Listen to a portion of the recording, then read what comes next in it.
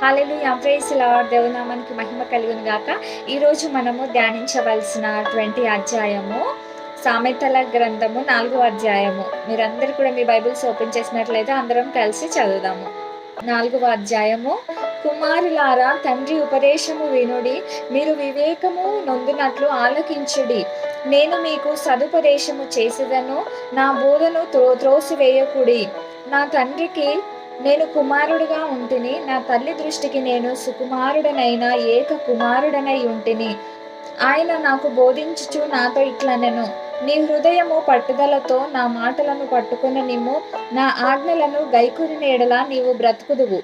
జ్ఞానము సంపాదించుకొనుము, బుద్ధి సంపాదించుకొనుము. నా నోటి మాటలను మరువకుము, వాటి నుండి తొలగిపోకుము. జ్ఞానమును విడువక ఉండిన ఎడల అది నిన్ను కాపాడును, దాన్ని ప్రేమించిన ఎడల అది నిన్ను రక్షించును. జ్ఞానము సంపాదించుటయే జ్ఞానమునకు ముఖ్యాంశము. నీ సంపాదన అంతటియు ఇచ్చి బుద్ధి సంపాదించుకొనుము. దాన్ని గొప్ప చేసిన ఎడల అది నిన్ను హెచ్చించును, దాన్ని కౌగిలించిన ఎడల అది నీకు ఘనతను తెచ్చును. అది నీ తలకు అందమైన మాలికగా కట్టును, ప్రకాశమానమైన కిరీటమును నీకు దయచేయును.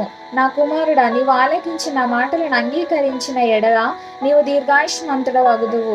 జ్ఞాన మార్గమును నేను నీకు బోధించి ఉన్నాను, యథార్థ మార్గమును నేను నడిపించుచున్నాను. నీవు నడిచినప్పుడు నీ అడుగు ఇరుకున పడదు, నీవు పరిగెత్తునప్పుడు నీ పాదము త్రొట్టిల్లదు. ఉపదేశమును విడిచిపెట్టగా దాన్ని గట్టిగా పట్టుకొనుము, అది నీకు జీవము గనుక దాన్ని పొంది ఉండుము. భక్తిహీనులకు త్రోవను చేరకుము, దుష్టుల మార్గమున నడవకుము.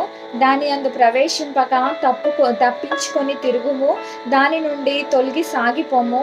అటివారు కీడు చేయనిది నిద్రింపరు, ఎదుటి వారిని పడద్రోయనిది వారికి నిద్ర రాదు. కీడు చేత దొరికిన దానిని వారు భుజింతురు, బలాత్కారము చేత దొరికిన ద్రాక్షారసమును త్రాగుదురు. పట్టపగలు వరకు వేకువ వెలుగు తేజరిల్లునట్లు నీతిమంతుల మార్గము అంతకంతకు తేజరిల్లును.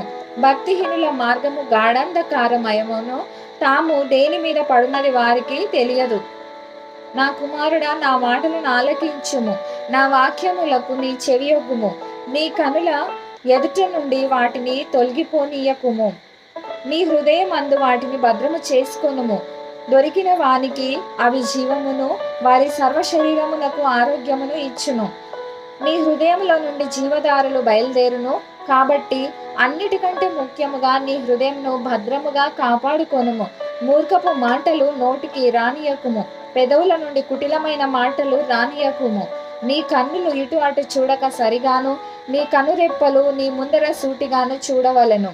నీవు నడుచు మార్గమును సరళము చేయుము, అప్పుడు నీ మార్గములన్నీ స్థిరములగును. నీవు కుడి తట్టుకైనను ఎడమ తట్టుకైనను తిరగకుము, నీ పాదములు కీడునకు దూరముగా తొలగించుకొనుము. దేవుడి వాక్యం దీవించి ఆశీర్వదించునుగాక. దేవుడు ఈ ఉదయకాల సమయంలో ఈ వాక్యము ద్వారా నీకు నాకు అధికమైనటువంటి జ్ఞానంను కలుగజేయునుగాక.